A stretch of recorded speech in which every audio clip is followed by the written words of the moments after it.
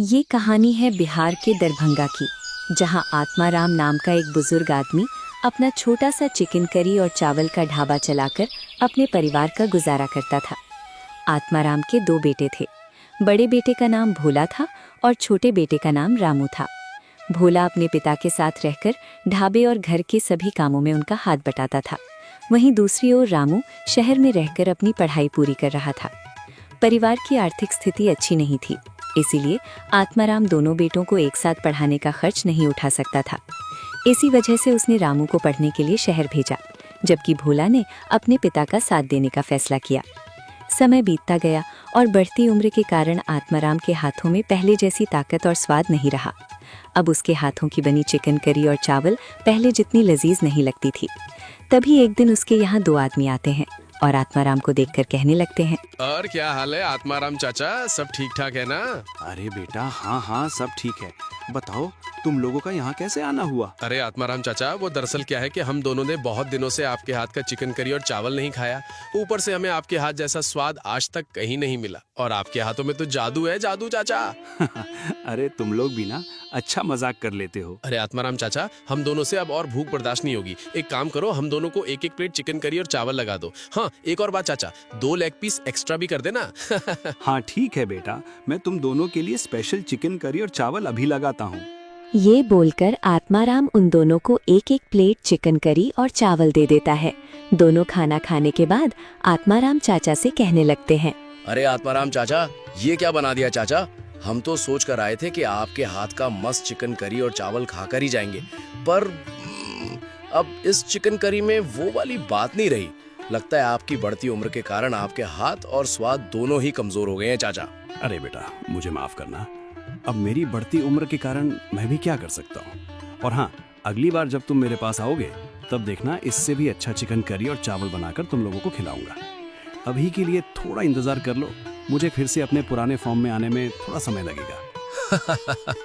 अरे आत्माराम चाचा, आपका फॉर्म में आने का नहीं, फॉर्म से जाने का समय आ गया है। ये बोलकर दोनों वहाँ से चले जाते हैं और आत्माराम उदास होकर अपना काम करने लगता है। बढ़ती उम्र और उसके हाथों से गायब होते स्वाद को देखकर लोगों ने भी उसके यहाँ आना कम कर दिया था। इसी कारण उसकी आमदनी भी पहले जैसी नहीं रही। इन सभी परेशानियों के चलते उसकी तबीयत और भी खराब होने लगी और घर की सारी जिम्मेदारी भोला पर आ गई। तभी आत्माराम भोला को बुलाकर कहने लगता है, अरे बेटा भोला, मुझे तुझसे कुछ जरूरी बात करनी थी। हाँ पिताजी, बताइए ना, आपको जो कहना है बेझिझक मुझसे कहिए। अरे भोला, वो दरअसल क्या है कि अब मेरी उम्र हो गई है और अब मुझसे पहले जैसा काम नहीं होता। ऊपर से लोग भी कह रहे हैं कि अब मेरे हाथों में पहले जैसा स्वाद नहीं रहा और मैं जल्दी थक भी जाता हूँ। इसलिए मैंने सोचा है कि आज से तुम ही मेरे ढाबे को संभालोगे। आज से इस ढाबे की पूरी जिम्मेदारी तुम्हारे ऊपर है भोला। हर कदम सोच समझ कर उठाना और इस ढाबे की इज्जत और भरोसे को हमेशा बनाए रखना बेटा। जी पिताजी, आपने हमारे लिए बहुत सारी कुर्बानियां दी हैं। अब हमारा फर्ज है कि हम आपकी अच्छे से देखभाल करें।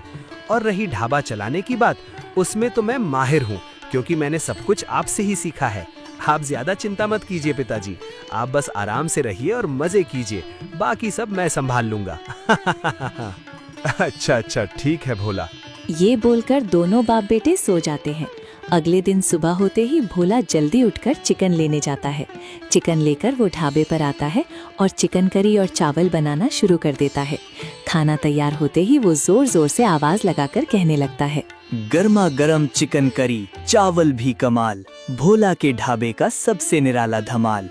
बाप जैसा स्वाद, बेटे का कमाल, एक बार खाओ फिर आओ हर साल। उसकी आवाज सुनकर उसके ढाबे पर 2 आदमी आते हैं और भोला को देखकर कहने लगते हैं, अरे मैं ये क्या देख रहा हूँ? आज आत्माराम चाचा की जगह भोला भैया, ये अचानक से क्या हुआ? सब ठीक तो है ना भोला? अरे नहीं नहीं, पिताजी को कुछ नहीं हुआ है। वो दरअसल क्या है कि पिताजी की बढ़ती उम्र के कारण वो जल्दी थक जाते हैं और पहले की तरह अच्छे से काम नहीं कर पाते। इसलिए उन्होंने अपना सारा काम मुझे सौंप दिया है। आज से मैं ही इस ढाबे की देखभाल करूंगा। अरे वाह, आत्माराम चाचा की कितनी किस्मत है कि उन्हें तुम्हारे जैसा बेटा मिला है, वरना आजकल के बच्चे तो अपना अलग ही धंधा खोलने में लग जाते हैं। चलो, ये देखकर बहुत अच्छा लगा। और ऊपर से हम दोनों को बहुत जोरों की भूख लगी है। बोला बिना देर किए हमें एक एक प्लेट चिकन करी और चावल दे दो। जरा हम भी तो चक्कर देखेंगे तुम्हारे हाथों का जादू कैसा है। हाँ हाँ भैया, आपके लिए स्पेशल चिकन करी और चावल अभी के अभी लगाता हूँ। ये बोलकर भोला उन दोनों को खाने के लिए एक एक प्लेट चिकन करी और चावल दे देता है। दोनों खाना खाने के बाद भोला से कहने लगते हैं, अरे भोला भैया, तुम्हें एक बात बोलूं, बुरा तो नहीं मानोगे? अरे बुरा क्या मानना, बोलो बोलो, तुम्हें जो कहना है बेझिझक कहो। अरे भोला भैया, मैं एक बात कह रहा था, तुमसे ये नहीं हो पाएगा बेटा। इतना बेस्वाद चिकन करी मैंने आज तक कभी नहीं खाया। खाते समय कभी कड़वा लग रहा था, कभी बिल्कुल फीका, तो कभी अजीब सा स्वाद आ रहा था। सच कहूं तो खाते खाते मुझे खुद समझ नहीं आया कि मैं आखिर खा क्या रहा हूं। मेरी मानो तो ये सब काम तुम्हारे लिए नहीं बनाए। तुम जाओ घर बैठकर पोगो पर डोरा देखो और ये ढाबा किसी और को चलाने दो। अरे मुझे माफ कर देना भाइयों, अगली बार मैं इससे भी अच्छा चिकन करी और चावल बनाकर आप लोगों को खिलाऊंगा। इसलिए अभी आप लोग इसका पैसा मत दीजिए। जिस दिन आपको मेरे हाथ का चिकन करी और चावल सच में पसंद आ जाए, उसी दिन मुझे पैसे देना, वरना मत देना। चलो ठीक है, अब हम चलते हैं और दोबारा कभी गंदा खाना खाने का मन करेगा तो तुम्हारे पास ही आ जाएंगे, ठीक है? ये बोलकर वे दोनों आदमी वहाँ से चले जाते हैं और भोला चुपचाप उदास मन से अपना काम करता रहता है। उस दिन उसके ढाबे पर ना के बराबर लोग आते हैं। अगले दिन भी भोला सुबह सुबह ढाबे पर चिकन करी और चावल बनाकर बेचने लगता है, लेकिन उस दिन भी उसके पास एक भी ग्राहक नहीं आता। इसी तरह करते करते 1 से 2 हफ्ते बीत जाते हैं। लगातार ढाबे पर कोई ग्राहक ना आने के कारण भोला के पास जितने भी पैसे थे सब खत्म हो जाते हैं। ऊपर से उसके पास अपने पिताजी की दवाई लेने तक के पैसे नहीं बचते। तभी वो एक पेड़ के नीचे उदास होकर बैठा सोच ही रहा होता है, अरे अब मैं क्या करूं? मेरी तो पूरी तरह से पंगी लगी पड़ी है। ऊपर से मेरे पास सारा पैसा भी खत्म हो चुका है। मेरे पास तो एक फूटी कौड़ी तक नहीं बची है और मुझे पिताजी की दवाई भी लानी है। मुझे कुछ समझ नहीं आ रहा कि मैं क्या करूं। हे भगवान, कोई तो रास्ता दिखाओ। ये बोलकर भोला उदास होकर बैठा ही था कि तभी शहर से रामू वहाँ आ पहुँचा। जब उसने भोला को उदास बैठा देखा तो वो उसके पास जाकर कहने लगा, अरे भोला मेरे भाई, कैसा है रे तू? अरे रामू मेरी जान, तू यहाँ अचानक से कब आया रे तू? अरे भैया, मैं आज सुबह सुबह यहाँ आ गया था। वो दरअसल क्या है कि मेरी पढ़ाई पूरी हो गई है, इसलिए मैं तुम लोगों के पास वापस आ गया। लेकिन जब मैं यहाँ आया तो मैंने देखा कि तू उदास बैठा है। क्या हुआ है भोला? अरे वो दरअसल क्या है कि पिताजी की बढ़ती उम्र के कारण अब वो पहले की तरह अच्छी चिकन करी नहीं बना पाते थे। लोग भी कहने लगे थे कि अब उनके हाथों में पहले जैसा स्वाद नहीं रहा। फिर कुछ दिनों बाद पिताजी ने पूरा ढाबा मुझे सौंप दिया। लेकिन जब मैंने चिकन करी और चावल बनाकर लोगों को खिलाया तब उन्हें मेरे हाथों का स्वाद भी पसंद नहीं आया। ऊपर से मेरा सारा पैसा भी खत्म हो गया। अब तो मुझे समझ ही नहीं आ रहा कि मैं क्या करूं। वैसे तो इन सब बातों की चिंता मत कर, बता क्या खाएगा? घर पर थोड़ा सा चिकन रखा है, उसी की बढ़िया सी चिकन करी बनाकर खिलाता हूँ। तो हालात यहाँ तक पहुँच गए हैं और अब हमारे पास बस थोड़ा सा ही चिकन बचा है ना। आइडिया आ गया। एक काम करते हैं, क्यों ना इस बचे हुए चिकन से हम चिकन शावरमा बनाकर बेचना शुरू करते हैं। क्या? ये चिकन शावरमा क्या चीज है? नाम तो बहुत डरावना लग रहा है। अरे बोला, जब मैं शहर में पढ़ाई करता था तब चिकन शावरमा इतना मशहूर था कि उसे खाने के लिए लोगों में लड़ाई तक हो जाती थी। लेकिन अभी तक हमारे गांव में इसकी पहुंच नहीं हुई है। अच्छा, तो ये चिकन शावरमा बनता कैसे है? अरे भोला, ये तो बहुत आसान है। सबसे पहले चिकन में तंदूरी चिकन मसाला, अमचूर पाउडर, दही, धनिया पाउडर, लाल मिर्च और ग्रिल मसाला डालकर उसे अच्छी तरह मैरिनेट किया जाता है। उसके बाद चिकन को एक लंबी सीख में लगाकर बगल में जलती हुई आग की धीमी आंच पर धीरे धीरे पकाया जाता है। जब वो हर तरफ से थोड़ा थोड़ा पक जाता है तब उसे पतले पतले टुकड़ों में काट लिया जाता है। फिर एक रोटी में मेयोनीज, पत्ता गोभी, केचप, तंदूरी मेयो और वो कटा हुआ चिकन डालकर उसे अच्छी तरह लपेटकर परोसा जाता है।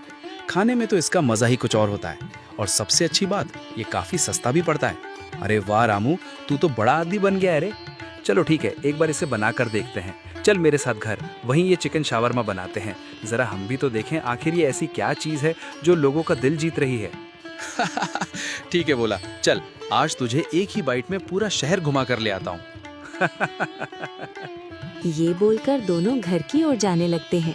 घर पहुंचकर रामू चिकन शावरमा बनाना शुरू करता है।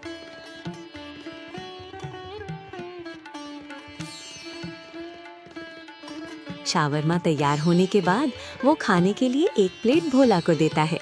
भोला बड़े मजे से उसे खाने लगता है और खाने के बाद उत्साहित होकर कहने लगता है, अरे रामू, वाह वाह वाह, क्या लाजवाब चीज बनाई है भाई तूने। देखने में इतनी साधारण और खाने में इतनी स्वादिष्ट। वाह भाई, खाकर तो मजा ही आ गया। अरे ऊपर से एक बार खाने के बाद तो मैं अपने आप को रोक ही नहीं पा रहा था, बस खाता ही जा रहा था। अब तो मेरा मन कर रहा है कि 3-4 और शवारमा खा जाऊं। अरे भोला, मैंने तुझसे कहा था ना, ये बहुत स्वादिष्ट चीज है। और हाँ, मेरे पास एक और बढ़िया आइडिया है।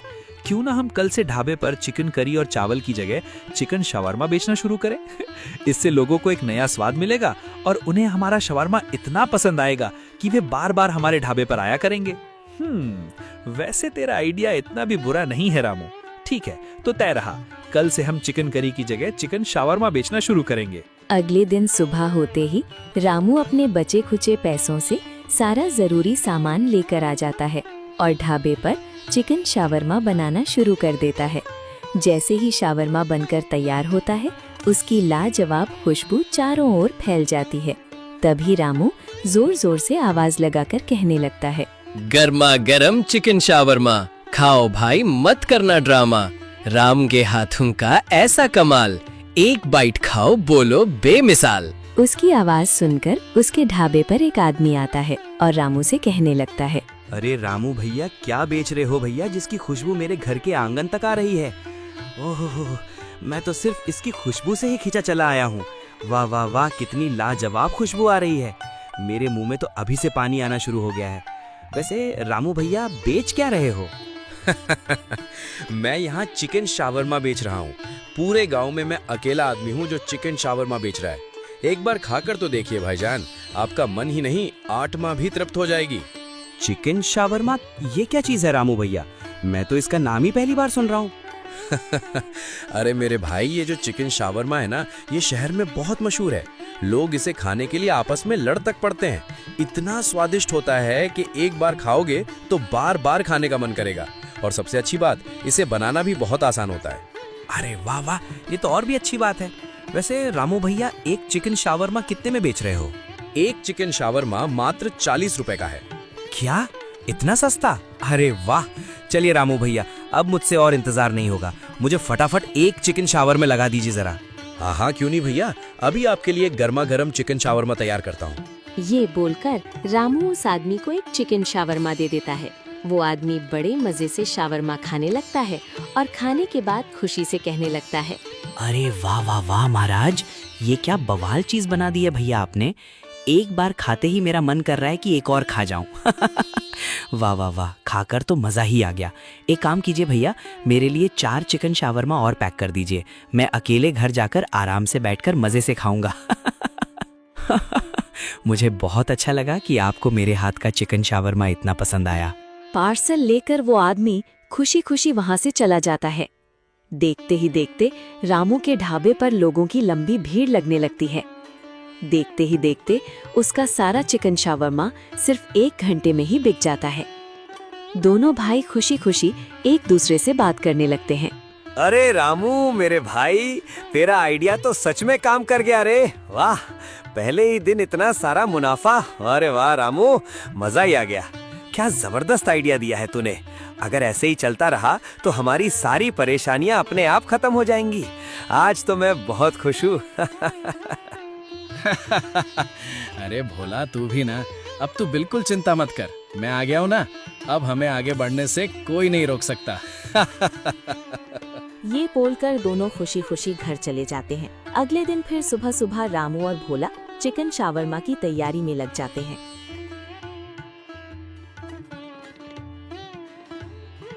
उनके ढाबे पर फिर से ग्राहकों की भीड़ उमड़ने लगती है और उनका सारा चिकन शावरमा सिर्फ आधे घंटे में ही खत्म हो जाता है।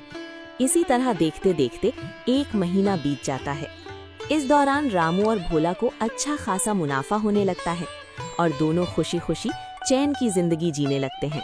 तभी उनके ढाबे से थोड़ी ही दूर भल्लाल देव नाम का एक आदमी रहता था।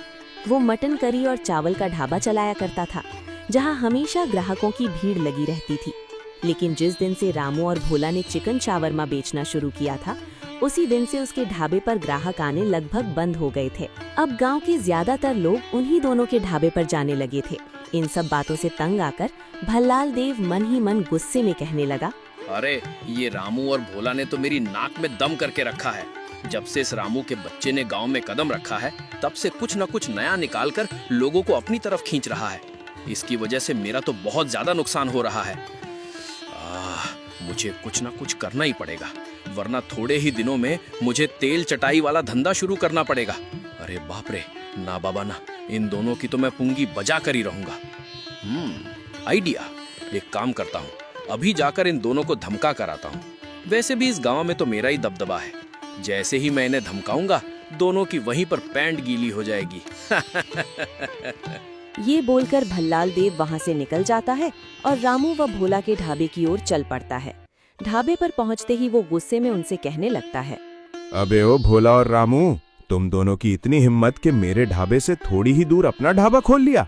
सुन लो, अगर ज्यादा चालाकी दिखाई ना तो तुम दोनों की हड्डी पसली एक कर दूंगा, समझे? तुम्हारी वजह से मेरा बहुत ज्यादा नुकसान हो रहा है। मैं तुम दोनों को सिर्फ एक दिन का समय दे रहा हूँ। जितनी जल्दी हो सके यहाँ से अपना ढाबा समेटो और किसी दूसरे गांव में जाकर धंधा करो, वरना तुम्हारा क्या हाल होगा वो तो बस भोला ही जानता है। उससे एक बार पूछ लेना। अरे भाई, तू है कौन जो यहाँ आकर हमें दादागिरी दिखा रहा है? 2 पैरों से आया है, लेकिन अगर ज्यादा कर दिखाई तो शायद 1 पैर पर भी सही सलामत वापस नहीं जा पाएगा। और रही बात जमीन की, तो ये तेरे बाप की जमीन नहीं है कि तू जैसा कहेगा हम वैसा करेंगे। ये हमारे पिताजी की विरासत है। और हाँ, मेरे ढाबे पर ज्यादा बकवास मत कर। अगर तेरा धंधा नहीं चल रहा है तो इसमें हमारी क्या गलती है? तू अपना काम देख और हमें अपना काम करने दे। अच्छा बेटा, तू इस गांव में नया है इसलिए तेरे पर कुछ ज्यादा ही निकल आए हैं। लगता है तेरे ये पर जल्द ही काटने पड़ेंगे, वरना तू तो और ऊंचा उड़ने लगेगा। सुन ले, अगर तूने एक दिन के अंदर अपना ढाबा खाली नहीं किया तो उस दिन तुम दोनों की खैर नहीं होगी। ये बोलकर भल्लाल देव वहाँ से चला जाता है। उसके जाते ही भोला घबराकर रामू से कहने लगता है, अरे रामू, तुझे उस आदमी से इस तरह बात नहीं करनी चाहिए थी। वो बहुत खतरनाक आदमी है। एक बार एक आदमी ने उसकी बात नहीं मानी थी तो उसने उसे पूरे गांव में दौड़ा दौड़ा कर बहुत मारा था। तूने गलत आदमी से पंगा ले लिया है। एक काम करते हैं, आज रात को ही ढाबा खाली कर देते हैं। इससे वो हमारा कोई नुकसान भी नहीं कर पाएगा। अरे भोला, तू तो सच में भोला है रे। अगर तू अपने हक और न्याय के लिए खड़ा ही नहीं होगा तो पूरी जिंदगी ऐसे ही एक जगह से दूसरी जगह भटकता रहेगा। और रही लड़ाई की बात, तो उसकी बिल्कुल चिंता मत कर। वो चाहे जितने भी लोगों को साथ लेकर आ जाए, मैं सबकी पुंगी बजा दूंगा। और वो कैसे? अरे भोला, जब मैं शहर में था तब पढ़ाई के साथ साथ बॉक्सिंग भी करता था। उसी दौरान मैंने कई प्रतियोगिताएं जीती और मुझे बहुत सारे पुरस्कार भी मिले हैं। इसलिए तू उसकी बिल्कुल चिंता मत कर। वो चाहे जितने भी लोगों को साथ लेकर आ जाए, मैं अकेला ही सबको संभाल लूंगा। अरे वाह रामू, तू तो पूरा ऑलराउंडर निकला भाई, वाह। ये बोलकर दोनों अपना काम करने लगते हैं। देखते ही देखते 2 से 3 दिन बीत जाते हैं, लेकिन तब भी रामू और भोला अपना ढाबा बंद नहीं करते। ये देखकर भल्लाल देव गुस्से से आग बबूला हो जाता है। वो अपने साथ 2 हट्टे कट्टे गुंडों को लेकर रामू और भोला के ढाबे पर पहुंचता है और उनमें से एक गुंडे से कहलवाता है, अबे ओ छोटे, साहब ने तुम दोनों से जो कहा था वो तुम्हारी समझ में नहीं आया क्या? साहब जो बोल रहे हैं चुपचाप वैसा ही कर लो, वरना तुम दोनों को एक साथ ठिकाने लगाने में हमें ज्यादा समय नहीं लगेगा बाबू, समझे? ये धमकी जाकर किसी और को देना बाबू। तुम्हारी धमकी यहाँ नहीं चलेगी, समझे? और रही बात ढाबा हटाने की, तो मैं अपना ढाबा बिल्कुल नहीं हटाऊंगा, क्योंकि ये मेरा ढाबा है और ये मेरी जमीन है, समझे? चुप, एकदम चुप। मैं कब से देख रहा हूँ तो कुछ ज्यादा ही उछल रहा है। लगता है अब तुझे तेरी औकात दिखानी ही पड़ेगी। ये बोलकर दोनों गुंडे रामू और भोला की ओर बढ़ते हैं, लेकिन तभी रामू अकेले ही दोनों की जमकर धुनाई कर देता है। अपनी पिटाई होते देख दोनों वहां से जान बचाकर भाग जाते हैं और भल्लाल देव को वहीं अकेला छोड़ देते हैं। अपने आदमियों को भागता देखकर भल्लाल देव घबरा जाता है और रामू के सामने हाथ जोड़कर गिड़गिड़ाने लगता है। अरे बाप रे बाप, ये तो बॉक्सर निकला भाई। अरे रामू, मेरे दोस्त, मेरे भाई, मेरे बेस्टी, मेरे प्यार, मुझे माफ कर दे भाई। मैं तो बस तुझसे मजाक कर रहा था, लेकिन तूने तो मेरी बातों को सच में ही गंभीरता से ले लिया। अरे अब गुस्सा मत हो। तुझे ना अपना ढाबा बंद करने की कोई जरूरत है और ना ही गांव छोड़ने की, बल्कि मैं ही कल गांव छोड़कर चला जाऊंगा। और अगर तुझे मेरा ढाबा भी चाहिए तो वो भी ले ले, बस भाई मुझे मत मारना। मैंने पहले ही कहा था मुझसे पंगा मत लेना, वरना तुम लोगों को बहुत भारी पड़ेगा। लेकिन नहीं, तुम तो ठोकर खाए बिना मानते ही नहीं हो। और सुन लो, अगर गलती से भी तुम मुझे मेरे ढाबे या किसी और के ढाबे पर किसी को परेशान करते हुए दिखाई दिए तो उसी दिन तुम्हारा खेल खत्म कर दूंगा, समझे? हाँ भैया, मैं सब समझ गया। हाँ तो अब निकल यहाँ से। खड़े खड़े मेरा मुंह क्या देख रहा है? ये सुनते ही भल्लाल देव वहाँ से फुर्ररररा हो जाता है और उसके बाद कभी दोबारा किसी को परेशान नहीं करता।